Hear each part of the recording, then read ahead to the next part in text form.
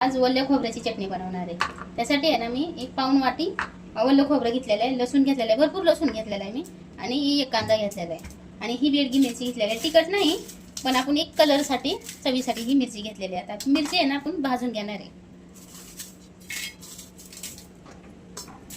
थोडी कडक होईपर्यंत भाजू, म्हणजे आपल्याला कुटता येईल नाही का. बाकी ह्याच्यात कुठलं साहित्य घालायचं नाही, नुसतं कांदा लसूण आणि ओलं खोबरं. ओल्या खोबऱ्याची चटणी बनवतोय ना आपण.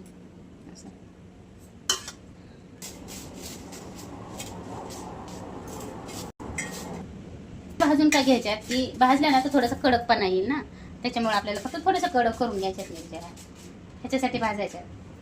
आपल्या भाजल्या ते पण काढून घेऊयात. एक कांदा म्हणलं होतं, पण बारीक कांदा आहे ना, त्याच्यामुळे मग मी 2 कांदे घेतल्यात, कारण खूप म्हणजे असं बारीक आहे. जर आपल्याला जर थोडं मोठा असं तर एकच घेतला तरी चालतोय मग, नाही का. कांदा काय बारीक कापायची गरज नाही, असं उभाच मोठा कापायचा कांदा.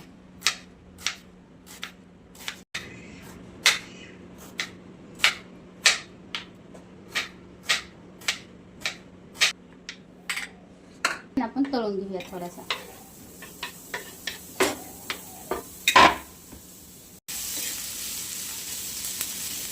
तर ही लसूण जी घेतला ना मी, भरपूर सारा लसूण घेतलाय, तर आपण ही सगळं टाकून घेऊया त्याच्यात लसूण पण.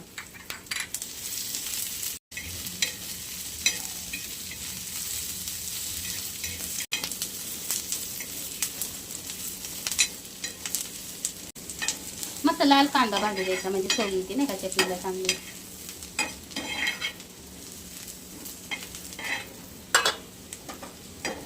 आपण आहे ना काढून घेऊयात आता कांदा.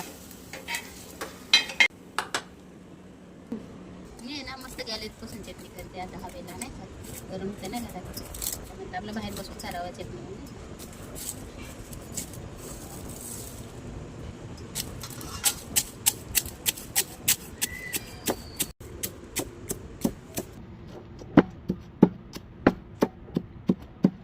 त्यासाठी थोडंसं आपण आहे ना मिरची बारीक होण्यासाठी आहे ना चटणी थोडंसं मीठ टाकून घेऊया त्याच्यात, म्हणजे मिठाने लवकर बारीक होते असेल मिरची. ते ना आपण अशी बारीक झाली चटणी आपली, आपण त्याच्यात खोबरं बारीक करून घेऊया. तर एकदम नाही टाकत मी, थोडं थोडं करून टाकते, कारण एकदम बारीक होणार नाही पटकन.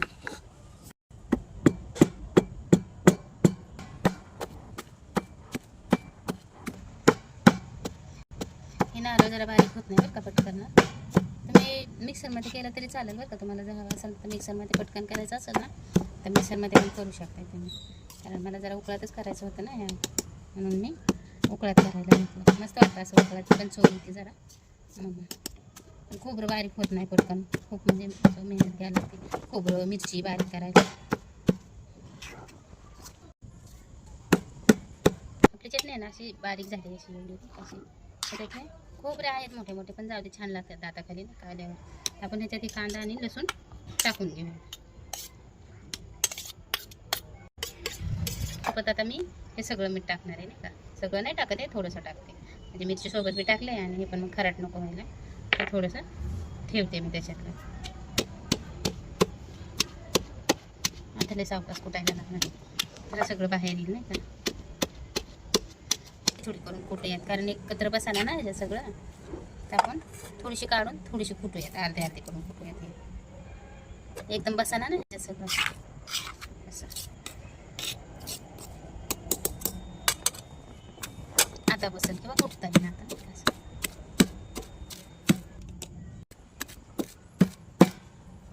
हे अशी आहे ना आपण चटणी करून घेतलेली, ती ह्याच्यात नाही ना होते, म्हणून दोन्ही वेगवेगळं करून घेऊयात आपण.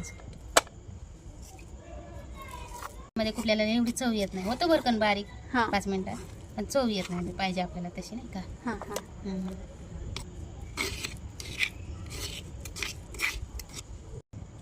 टमाटे ना, ही पण बारीक करून घेऊयात आपण. केलं असं मी बारीक.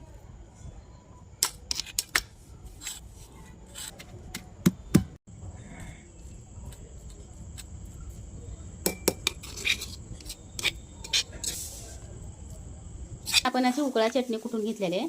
आपण ना आता मस्त ते परतून घेऊया चटणीला.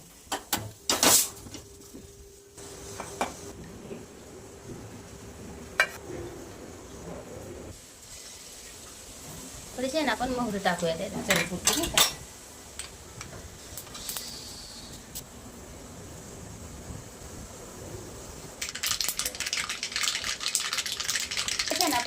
टाकून घेणार आहे ह्याच्यात. जिरं चांगलं तडतडलं ना, दोन्ही लाल होऊ द्यायचं म्हणजे दाताखाली कचकच अशी लागत नाही का. कच्चं राहिलं ना तर त्याच्या कच्चेपणाचं चव अशी कचकच लागते दाताखाली. हे चमचा आपण हळद पण टाकून घेणार आहे ह्याच्यात. त्याला आपण ही चटणी टाकून घेणार आहे ह्याच्यात. म्हणजे हे एखाद्या नाही का भांड्यात चटणी घेऊन आहे ना, तुम्ही तडका दिला तरी चालतोय बरं का त्याला.